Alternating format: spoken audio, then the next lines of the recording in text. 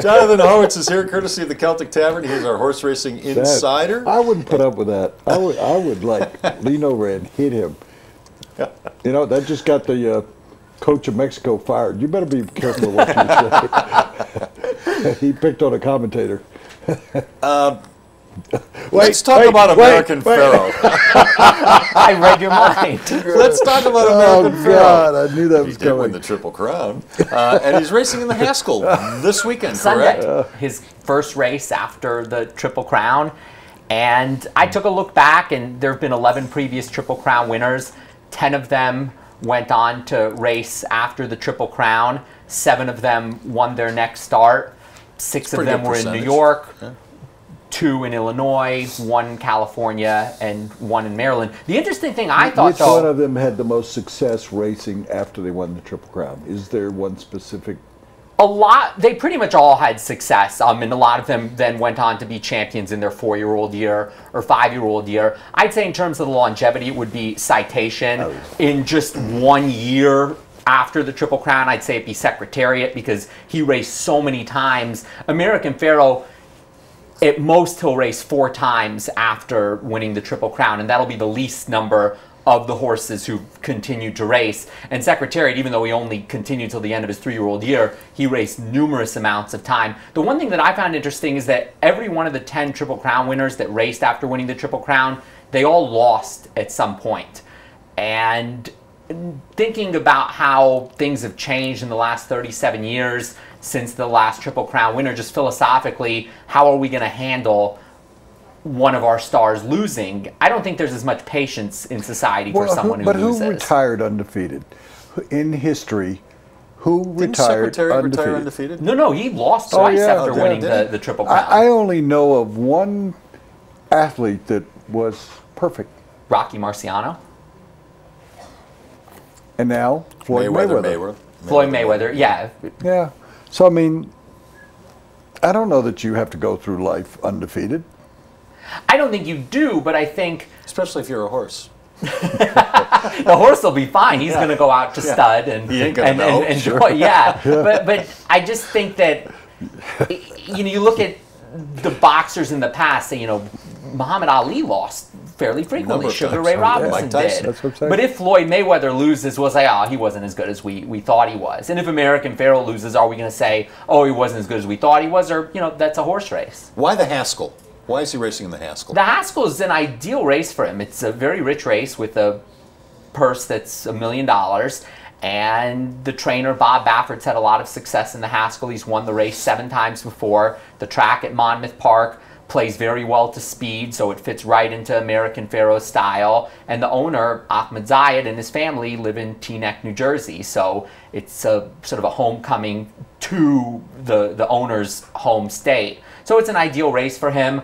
After this race, there's talk of him either running in California, where he trains at Del Mar, or running at Saratoga in the Travers, which is sort of known as the Midsummer Derby, the so classic. So he's got a lot of racing ahead of him still, huh? He could. Bob Baffert said this week, as American Pharoah just landed in New Jersey, got on a plane today, and he said, we're going to let the horse dictate after this race. So you could potentially see him race 3 times more, 2 starts, and then his final race in the Breeders' Cup. Or the other extreme is he could just train up to the Breeders' Cup and not have another race between now and the Breeders' Cup. But the Breeders' Cup will be his final race, his ultimate goal. I always have off-track kind of questions for you, that they're off the track, as you know.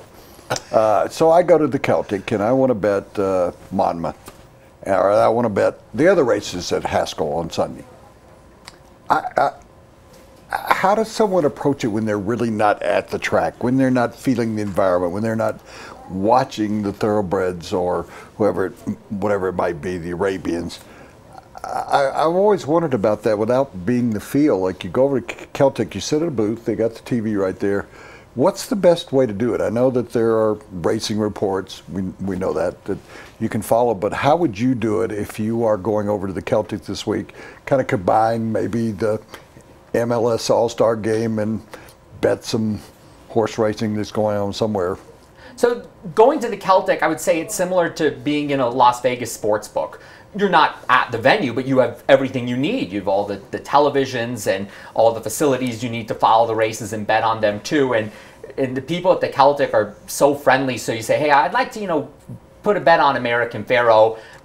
Anybody there will say, okay, here's what you need to do. You go up to the window and say, okay, I want like to bet American Pharoah. And then they'll say, okay, it's Monmouth Park and it's this race number. American Pharoah is horse number 2. And so it's a very friendly facility at the Celtic. So when you walk into a sports book, say, it can be daunting. You have all the TVs and all the numbers. You'll see that at the Celtic. Yeah, you look at the racing form and go, boy, this is complicated. It's like reading a... It's like reading a baseball box score. There's so much information on there, but it's one of those things where, the people at the Celtic say, okay, focus on this, look at this. This is the race that you should look at, and here are the different types of bets you can make. You're the track announcer at Arapahoe. What's going on this weekend? So we'll be following American Pharoah on Sunday, and we have a very busy weekend because we're actually racing tomorrow. Normally it's Friday, Saturday, and Sunday, but we have racing on Thursday as well, and we have 3 weeks left in the season until all the big races from August 14th to 16th on our closing week of the races. Oh, so get out there before, yeah. You Thanks, gotta go out. You gotta go out with me. We're gonna go out. We're gonna Les go is up. gonna call a race, right? He's invited us to come up. He's You're going to give me call a $10 race. to bet. And you're going to announce one of the races. Yeah, you're going to announce one of the races. Announce it. Yes, Here they come, spinning out of the turn. That sounds even better than when you did it a few weeks ago. Thank you very much. I've been practicing. You'll 3 races. You'll listen to him. You'll do some research like you always do. You'll carry your book around. You'll have all sorts of information on all the horses in that race, and I'll win millions. Just don't lose the horse behind a pole or something and have the wrong winner. Jonathan, thanks.